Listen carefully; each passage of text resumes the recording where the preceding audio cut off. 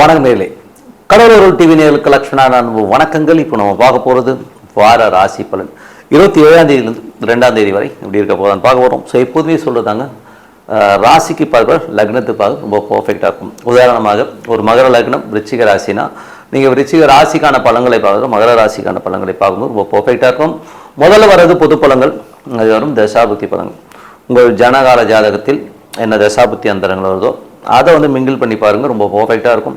வீடியோட எண்டில் tip of the week இருக்குது, மறக்காமல் பாருங்கள். ரிஷபராசிக்கு வந்து பார்த்தீங்கன்னா உங்களுக்கு ராசி அதிபதி சுக்கிரன் வந்து பார்த்தீங்கன்னா இப்போ உங்களுக்கு வந்து நாளில் இருக்கார். நாளில் சுயசாரத்தில் இருக்கும்போது வேலையில் நல்ல ஏற்றங்கள் நல்ல லாபங்கள் வர்றதுக்கான வாய்ப்புகள் ரொம்ப நல்லா இருக்குது. 2, 5ஆம் அதிபதியான புதன் வந்து பார்த்திங்கன்னா உங்களுக்கு 3ல் இருக்கும்போது குழந்தைகளால் நல்ல சந்தோஷங்கள் குதூகலங்கள் வருவதற்கான வாய்ப்புகள் எல்லாமே ரொம்ப அற்புதமாக இருக்குது. அதுக்கப்புறம் பார்க்கும்போது உங்களுடைய 6ஆம் அதிபதியான சுக்கிரன் வந்து சிறப்பான பலன்கள், வேலையில் வந்து நல்ல ஏற்றங்களையும் அதே நேரத்தில் கடன் கேட்டிங்கன்னா கிடைக்கிறதுக்கான வாய்ப்பு எல்லாமே ரொம்ப நல்லா இருக்குது. ஸோ உங்களுடைய 7ஆம் அதிபதியான செவ்வாய் ராசியிலே இருக்கும்பொழுது திருமணம் கைகூடி வர்றது, சுப நிகழ்ச்சிகளுக்காக கொஞ்சம் அலைச்சல்கள் கொஞ்சம் செலவு பண்ணுறமான சூழ்நிலை கண்டிப்பாக ஏற்படுத்தும். 8ஆம் அதிபதியான குரு வந்து 3ல் இருக்கும்போது கவனமாக இருக்கணும். அதீதமான ப்ரெஷர், நடக்காத விஷயத்தை வந்து நடந்ததான்னு நினச்சிட்டு ஒரு ப்ரெஷர் ஆகிறதுலாம் இருக்கும். அதே மாதிரி டாக்குமெண்டேஷன், வீடு விற்பனை, இதனால் நல்ல லாபங்கள் வர்றதுக்கான வாய்ப்புகள் ரொம்ப நல்லாயிருக்கு. திடீர்னு ஒரு அதிர்ஷ்டகரமாக ஒரு விபரீத ராஜ்யங்களை கொடுக்கறதுக்கான வாய்ப்பு இருக்கனால கொஞ்சம் அந்த யூட்டிலைஸ் பண்ணிக்கோங்க. அதுக்கப்புறம் பார்க்கும்போது உங்களுடைய 9ஆம் அதிபதி 9, 10ஆம் அதிபதி சனி 11ல் வக்கரமாக இருக்கும்போது பெரிய லாபங்கள் பெரிய ஏற்றங்கள் வரும். தொழில் அடுத்த கட்டத்தில் முன்னேறதுக்கான வாய்ப்புகள் ரொம்ப நல்லா இருக்குது. பட் இருந்தால் கொஞ்சம் டிலேடாக நடக்கிற மாதிரி, கொஞ்சம் ஸ்லோவாக நடக்கிற மாதிரி ஃபீலிங் கண்டிப்பாக கொடுக்கும். காரணம் என்னென்னா சனி வக்கரமாக இருக்கனால. மற்றபடி எல்லாமே சிறப்பு தான். அதுக்கப்புறம் பார்க்கும்போது உங்களுடைய 11ஆம் அதிபதியான குரு வந்து இப்போ வந்து 3ல் இருக்கும்போது குழந்தை இல்லாதவர்களுக்கு குழந்தை பேர் கிடைக்கிறதுக்கான வாய்ப்புகள் ரொம்ப நல்லாயிருக்கு. ஸோ அது ரொம்ப நல்ல விஷயம் தான். ஏன்னா ஒரு ஏற்றங்கள் வருவதற்கான வாய்ப்புகளுக்கான விஷயங்கள், அதுவும் சனியுடைய சாரத்தில் போகும்போது சனி வந்து குலதெய்வ வழிபாடின் மூலியமாக குழந்தை பேர் ஏற்படுத்துறதுக்கான வாய்ப்புகளுமே ரொம்ப நல்லா இருக்குது. அது மட்டும் இல்லாமல் வந்து பார்த்திங்கன்னா உங்களுடைய 12ஆம் அதிபதியான செவ்வாய், ஸோ 12ஆம் அதிபதியான செவ்வாய் வந்து பார்த்திங்கன்னா உங்களுக்கு ராசியில் இருக்கும்போது சுப நிகழ்ச்சிகளுக்கான செலவுகளை கொஞ்சம் ஜாஸ்தி கொடுக்குற மாதிரி இருக்கும். சில நேரங்கள் வந்து கொஞ்சம் எமோட்டாகும், கொஞ்சம் கோபங்கள் அதிகமாக வர்றதுக்கான வாய்ப்பும் கொஞ்சம் கவனமாக இருந்தது ரொம்ப ரொம்ப நல்லது. மற்றபடி இதுவரை 10 பொது பலன்கள் இப்போ பார்க்கும் தசாபுத்தி பலன்கள். ரிஷப லக்னமாக இருந்து சூரிய தசாபதினா சூரியன் வந்து பார்த்திங்கன்னா உங்களுக்கு 3ல் இருக்கும்போது முயற்சியில் ஒரு பெரிய வெற்றிகள் இருக்கும். நிலப்புலன்கள் விற்பனை இதெல்லாம் வந்து சாதகமாக முடிஞ்சு பெரிய பணம் வருவதற்கான வாய்ப்புகள் இருக்குது. அம்மாவுக்கும் உங்களுக்கும் வந்து கொஞ்சம் கருத்து வேறுபாடு வர்றதுக்கான வாய்ப்புகள் கொஞ்சம் கவனமாக இருக்கணும். ரிஷப லக்னமாக இருந்து சந்திர தசாபதினா சந்திரன் வந்து பார்த்திங்கன்னா உங்களுக்கு 3ஆம் அதிபதி கொஞ்சம் திங்கள் செவ்வாயில் கொஞ்சம் கவனமாக இருக்கணும். அதுக்கப்புறம் எல்லாமே சரியாயிடுங்க. ஸோ அதுக்கப்புறம் வந்து மிதுன லக்னமாக வந்து செவ்வாய் தசாபதி, செவ்வாய் வந்து சுப நிகழ்ச்சிகள் அதற்கான செலவுகள் அலைச்சல்கள் ஜாஸ்தி கொடுக்கறதுக்கான வாய்ப்புகள் நிறைய இருக்குது. ஸோ மிதுன ரிஷப லக்னமாக இருந்து ராகு தசாபதி, ராகு வந்து பார்த்திங்கன்னா உங்களுக்கு 10ல் இருக்கும்போது பிரம்மாண்டமான விஷயங்கள் பெரிய லாபங்களை கொடுக்கறதுக்கான தொழில் ரீதியான விஷயங்கள் வந்து ஒரு பெரிய ஒரு லெவலில் வந்து போகிறதுக்கான திட்டங்கள் எல்லாமே அற்புதமாக ஒர்க் ஆகும். அது வெளிநாடு வெளிமாநிலங்களும் சிறப்பான வெற்றிகளை கண்டிப்பாக கொடுத்துரும். ரிஷப லக்னமாக இருந்து குரு தசாபுத்தி அந்தரங்கள், குரு வந்து பார்த்திங்கன்னா உங்களுக்கு வந்து 8ஆம் அதிபதி 3ல் இருக்கும்போது கற்பனையிலே வந்து இது மாதிரி ஆகிடுமா அந்த மாதிரியான ஒரு பயம் இருக்கும். ஸோ அதனால் கொஞ்சம் அவாய்ட் பண்ணிக்கிங்க, ஓகேங்களா. நல்ல ஒரு குலதெய்வ வழிபாடு ஒரு சிறப்பான விஷயம், நல்ல லாபங்களை கொடுக்குறது, நல்ல ஏற்றங்களை கொடுக்கறதுக்கான வாய்ப்புகள் ரொம்ப நல்லா இருக்குது. ரிஷப லக்னமாக இருந்து சனி தசாபுத்தி இருந்தவங்க சனி வந்து 11ல் பெரிய லாபங்கள் பெரிய ஏற்றங்கள் வர்றதுக்கான வாய்ப்புகள் இருக்குது. சனி வக்கரமாக இருந்தால் கொஞ்சம் ஸ்லோவாக நடக்கிற வகையை கண்டிப்பாக ஏற்படுத்தும். ரிஷப லக்னமாக வந்து புதன் தசாபுத்தி இருந்தவர்கள், புதன் வந்து பார்த்திங்கன்னா இப்போ 3ல் இருக்கும்போது குழந்தைகளால் சந்தோஷங்கள் குதூகலங்கள் வர்றதுக்கான வாய்ப்புகள் இருக்குது. ஆன்மீக சுற்றுலா ஆன்மீக பயணங்கள் போகலாங்கிற திட்டங்கள்லாம் நிறைவேறதுக்கான வாய்ப்பும் ரொம்ப சிறப்பாக இருக்குது. ரிஷப லக்னமாக இருந்து கேது தசாபதி இருந்தது, கேது வந்து உங்களுக்கு வந்து 4ல் இருக்கும்போது வீட்டு பராமரிப்பு வேலைகள் வண்டி வாகனங்கள் சர்வீஸ் இந்த மாதிரி விஷயங்கள்லாம் கண்டிப்பாக இருக்கும்.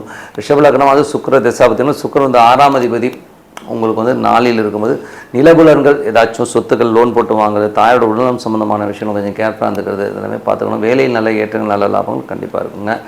மற்றபடி என்னங்க, என்னை பொறுத்த ஒரு நல்ல ஒரு பிரார்த்தனை மனதார வந்து ஒரு பர்டிகுலர் டைமுக்கு வந்து டெய்லி ஒரு இறைவனை பிரார்த்தனை பண்ணுவோம். கண்டிப்பாக நம்ம அடுத்த லெவல் போகிறதுக்கான இப்போ ரொம்ப சிறப்பாக இருக்குது. Tip of the week. So tip of the வீக்கில் வந்து இப்போ நம்ம பார்க்க போகிறது வந்து பார்த்திங்கன்னா பௌர்ணமி வழிபாடு. ஸோ பௌர்ணமி வழிபாடுங்கிறது வந்து ரொம்ப முக்கியமான ஒரு வழிபாடுங்க. சித்தர்கள் வந்து வழிபாடு வந்து அதுவும் சித்தர்கள் சமாதிகளுக்கு போயிட்டு நம்ம வந்து வழிபாடு பண்ணும்போது சிறப்பான பலன், ரொம்ப அற்புதமான பலன்கள் இருக்கும். ஸோ யாரில் தான் வந்து இது வந்து ரொம்ப பெருசாக கை கொடுக்கும்னா, எப்போதுமே வந்து பிறந்ததுலேருந்தே ஒரு நோய்வாய்ப்பட்டு இருக்கேன், பிறந்ததுலேருந்தே எனக்கு கடனை விட்டு நான் வெளியில் வரவே இல்லை, ஏதோ ஒரு ட்ராப்பில் மாட்டின மாதிரி இருக்குது, எனக்கு வந்து எதுவுமே தெரியல, நாளைக்கு என்ன பண்ணுவேனே தெரியாது, என்ன ஐடியாவும் கிடையாது, எந்த ஒரு பிளானும் கிடையாது, ஒரு மாதிரி கண்ணை கட்டின மாதிரி இருக்குது, அப்படிங்கிறவங்க, ஸோ இந்த மாதிரி ஆட்கள், கடன் தீராதவர்கள், ஸோ இவங்களுக்கெல்லாம் வந்து பௌர்ணமி அன்று ஒரு சித்த சமாதிகளுக்கு சென்று போய் வழிபாடு பண்ணுறது ரொம்ப சிறப்பான பலன்களை கொடுக்கும். அதுவும் வந்து பார்த்திங்கன்னா உங்கள் ஜாதகத்தில் குரு கேது ஒரே கட்டத்தில் இருக்குது, இல்லை குரு கேது பார்வை இருக்கிறது, குரு கேது நட்சத்திரம், கேது குரு நட்சத்திரத்தில் இருக்குது. ஸோ இந்த மாதிரி ஒரு காம்பினேஷனில் உங்கள் ஜாதகத்தில் இருந்ததுன்னா கண்டிப்பாக வந்து நீங்கள் வந்து சித்த சமாதிகளுக்கு போனீங்கன்னா நல்ல கிளாரிட்டி, நம்ம அடுத்த கட்டத்துக்கு மூவாகிறதுக்கான வாய்ப்பு எல்லாமே ரொம்ப நல்லாயிருக்கு. ஸோ அதனால் வந்து அதை வந்து மிஸ் பண்ணாமல் அந்த ப்ரேயர் வந்து கண்டினியூ பண்ணுங்கள். ஸோ அது வந்து பௌர்ணமிக்கு வந்து ரொம்ப முக்கியம். அது மட்டும் இல்லாமல் அது வந்து ஈவினிங்கில் வந்து சித்த சமாதிகள் வந்து பார்த்திங்கன்னா ஒரு 7-8 மணிக்கு போனீங்கன்னா போதும். ஸோ 8 மணிக்கு போய்ட்டு ப்ரேயர் பண்ணிட்டு அங்கே ஒரு அரை மணி நேரம் இருந்தீங்கனாலே அந்த வைப்ரேஷனில் நம்ம இருக்கணும். ஸோ அது வந்து ரொம்ப அற்புதமாக அது சித்த சமாதியாக இருக்கணுங்கிறது தான் முக்கியமான விஷயம்.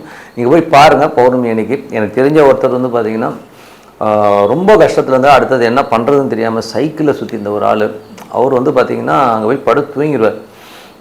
பாம்பன் சுவாமிகள் கோயிலில் போய்ட்டு அவர் போய் படுத்து தூங்கிடுவார். அதுக்கப்புறம் பார்த்திங்கன்னா அவர் லைஃப்பில் வந்து வேறு லெவலில் வந்து பெரிய முன்னேற்றங்கள், அதுக்கப்புறம் அவர் லைஃபே வந்து வேறு மாதிரி மாறிடுச்சு. இன்றைக்கி வந்து ஒரு பெரிய லெவலில் செட்டில் நிம்மதியாக இருக்கார்.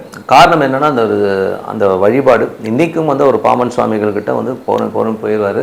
இப்போ தூங்க விட்றாங்களா என்னன்னு தெரியல, பட் இருந்தாலும் வந்து போய் வழிபாடு அட்லீஸ்ட் வந்து பௌர்ணமி அன்றைக்கி போய்ட்டு ஒரு அரை மணி நேரமோ 1 மணி நேரமோ அந்த வைப்ரேஷனில் உட்கார வந்து சிறப்பான பலன்களை கொடுக்கும். அது மட்டும் இல்லாமல் ஈவினிங்கில் வந்து நீங்கள் வந்து வீட்டில் வந்து ஒரு சின்ன வெள்ளி டம்ளர், முடிஞ்சதுன்னா வெள்ளி டம்ளர், இல்லைன்னா ஒரு புது ஸ்டெயின்லெஸ் ஸ்டீல் டம்ளர்னாலும் ஓகே. ஸோ அந்த டம்ளர் வாங்கி அதில் வந்து கொஞ்சம் பால், பழம், குங்குமப்பூ போட்டு மனதார நீங்கள் வழிபடும் சித்தர்கள் உங்கள் குலதெய்வம், மேஜராக வந்து குலதெய்வம், ஸோ குலதெய்வம் அங்கே இருக்கிறதா நினச்சி வழிபாடு பண்ணிட்டு வாங்க. கண்டிப்பாக உங்களுக்கு வந்து அடுத்த கட்டத்துக்கு வந்து நிறைய மாற்றங்கள். இது கண்டினியூவாக பண்ணும்போது எல்லாருமே வந்து உடனடி நிவாரணி அப்படிங்கிற லெவலில் தான் எல்லாமே இருக்கும். அப்படிலாம் கிடையாது, இது டைம் எடுக்கும். ஸோ ஒரு மாதத்துலேயே உடனே ரிலீஃப் தெரியாது. நீ ஒரு 3 மாதம் 4 மாதம் 5 மாதம் கண்டினியூவாக பண்ணும்போது லைஃப்பில் வந்து முதல்ல வர நிம்மதி வருங்க. நம்ம வந்து அந்த ஒரு படபடப்பு, ஒரு டென்ஷன், ஸ்ட்ரெஸ்ஸஸ்லேருந்து முதல்ல வெளியில் வரும், நமக்கு ஒரு கிளாரிட்டி கிடைக்கும். ஸோ இந்த மாதிரி விஷயங்கள் ரொம்ப அமைதியான சந்தோஷமான வாழ்க்கை வாழ இது ஒரு சிறப்பான ஒரு பிரார்த்தனை. அதனால் வந்து பௌர்ணமி பிரார்த்தனை வந்து விட்டுறாதீங்க. எப்போதுமே வந்து பௌர்ணமி, இந்த வாரம் வந்து பௌர்ணமி வருது.